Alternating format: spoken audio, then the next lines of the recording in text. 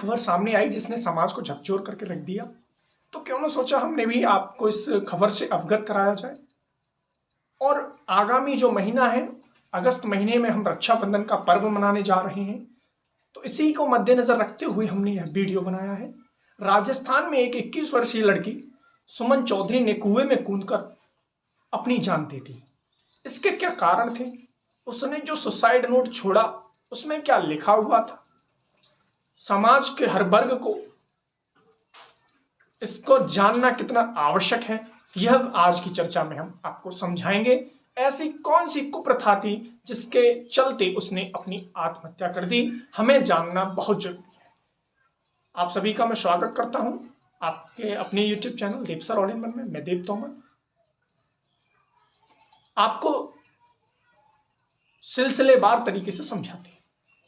भारत आज 21वीं सदी में प्रवेश कर चुका है और लगभग 20 वर्ष पूरे भी कर चुका है। कुछ ऐसी कुप्रथाएं अभी भी भारत के कुछ हिस्सों में जारी हैं जो कि विकास के मार्ग में बाधा उत्पन्न करती हैं। राजस्थान, हरियाणा, मध्य प्रदेश के कुछ ऐसे क्षेत्र हैं जहां अभी भी कुछ ऐसे रूढ़िवादी परंपराएं प्रचलित हैं जिनसे लोगों की जान तक पर बनाती है। राजस्थान का नागौर जिला वैसे तो जब सत्ता का विकेंद्रीकरण का प्रथम कदम रखा गया 2 अक्टूबर 1959 को पंचायती राज लागू किया गया पंडित नेहरू जी द्वारा। लेकिन पिछले कुछ दिनों पहले एक खबर आई राजस्थान के नागौर जिले से।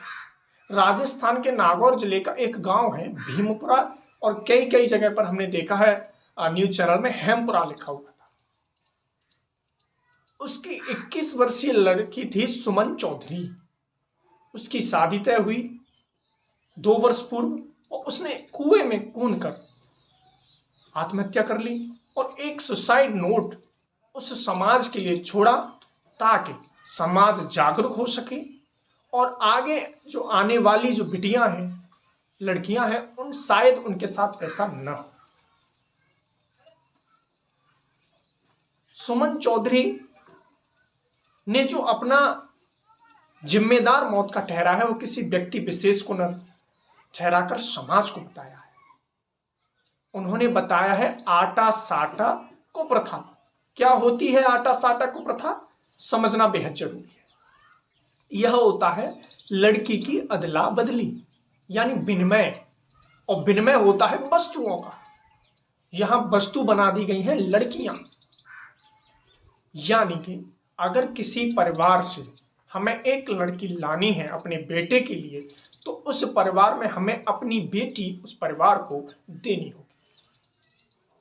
यानी जहां से हम लड़के की शादी कर रहे हैं वहां पर अपनी बिटिया का भी विवाह करना होगा, यानी कि अदला बदली।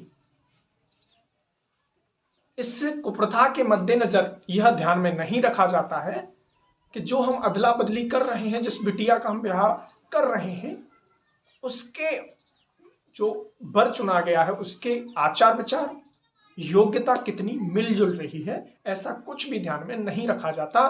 केवल अपने बेटे के विवाह के लिए लड़कियों की बलि चढ़ाई जाती है। सुमन चौधरी जी के साथ कैसा हुआ, ध्यान से सुनिएगा।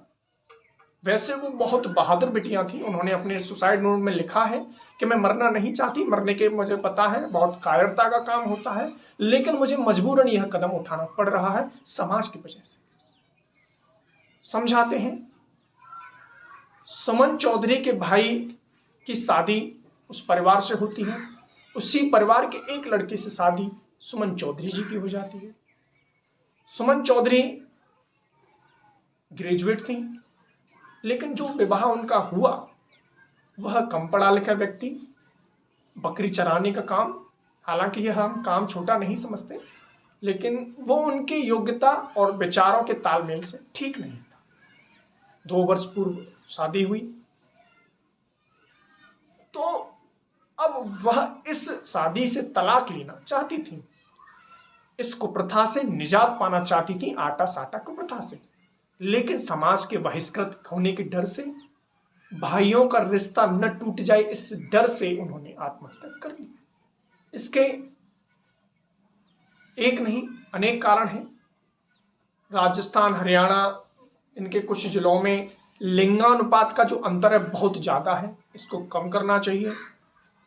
और जो बिटियां ऐसा अगर कोई परेशानी महसूस कर रही हैं तो उन्हें अनुच्छेद 15 के तहत यह भारतीय संविधान उनके साथ खड़ा हुआ है। आप पुलिस के पास जाइए, प्रशासन के पास जाइए, प्रशासन आपके साथ है। आप ऐसे कदम न उठाएं जो सुमन चौधरी जी ने नहीं उठाया था।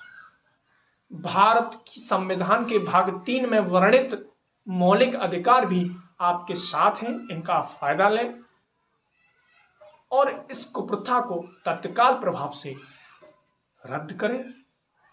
और हम उन भाइयों से भी कहना चाहेंगे जो यह शादी करते हैं और अदला बदली करते हैं तो अपनी खुशी के लिए किसी बहन की खुशी को बलि न चढ़ाएं।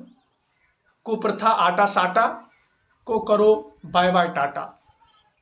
इन्हीं शब्दों के साथ आज की हम सभा को समाप्त करते हैं। मिलते हैं फिर से किसी नई एक अध्याय के साथ, विषय के साथ। तब तक आप अपना ध्यान रखें और इस वीडियो को शेयर करें। आटा साटा जो कुप्रथा है, जो रूढ़िवादी परंपराएं हैं, जो पूर्वजों से चली आ रही हैं लेकिन उनका आज वर्तमान में कोई भी उपयोग नहीं है, ऐसी रूढ़िवादी परंपराओं का नष्ट किया जाए, बंद की जाए।